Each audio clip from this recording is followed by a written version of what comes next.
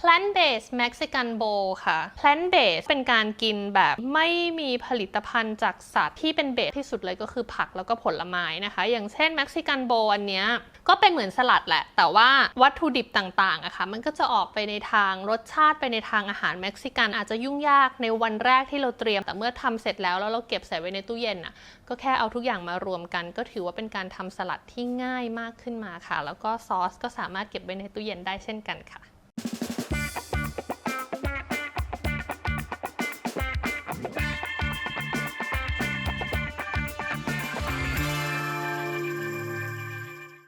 ตัวซอสมีหอมแขก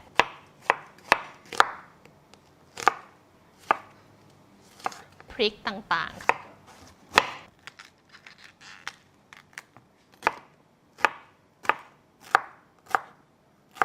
เบลเปปเปอร์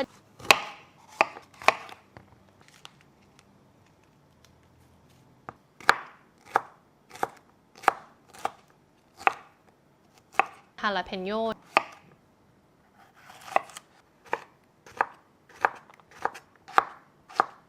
กระเทียมทุกอย่างก็ปรุงรสให้เป็นน้ำสลัดไปเลยปรุงด้วยเกลือ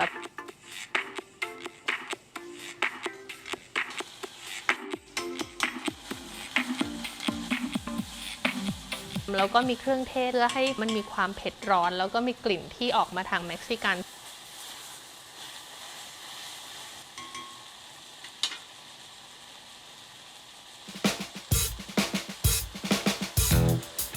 ranchero ซอสเป็นซอสที่เบสเป็นมะเขือเทศ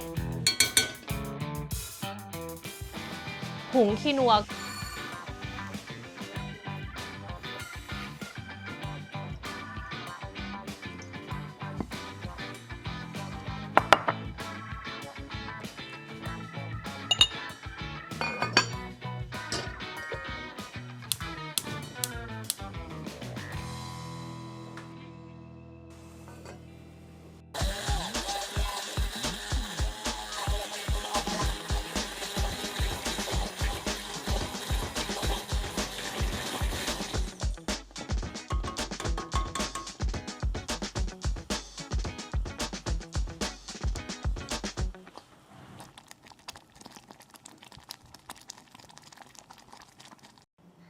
ผักที่จะเลือกวันนี้ก็จะมีหอมแขก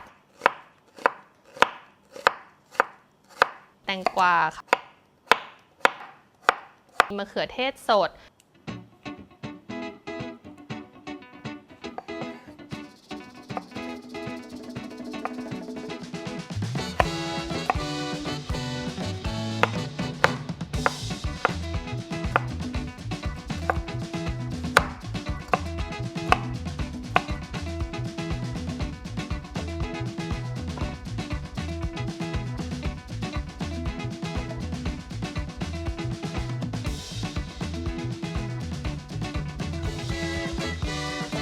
อะโวคาโดปรุงรสด้วยมะนาว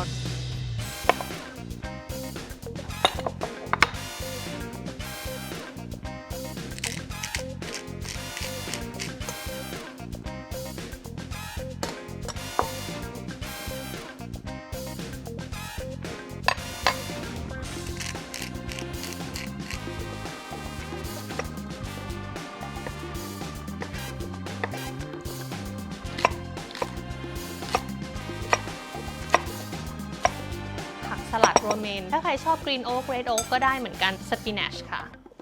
ถั่วต้องมีนะคะถ้าจะทานแพลนเบสเรดบีนแบล็กบีนถั่วขาวคีนัว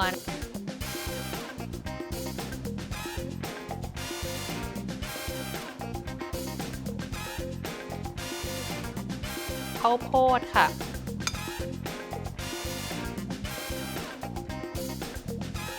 พริกหวานมีซอสแรนเชโรส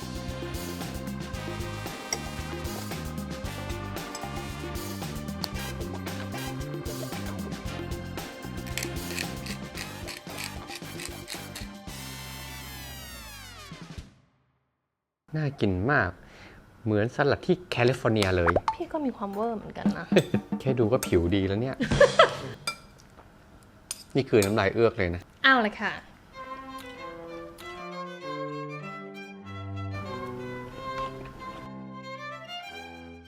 อืม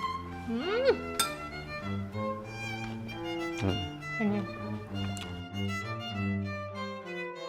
มันเป็นสลัดที่มันสดชื่นกินอย่างเงี้ยมันได้รสชาติของตัวเนื้อผักแล้วก็พอผสมจับคู่ดีๆแล้วอ่ะมันมีรสชาติที่อร่อยของตัวมันเอง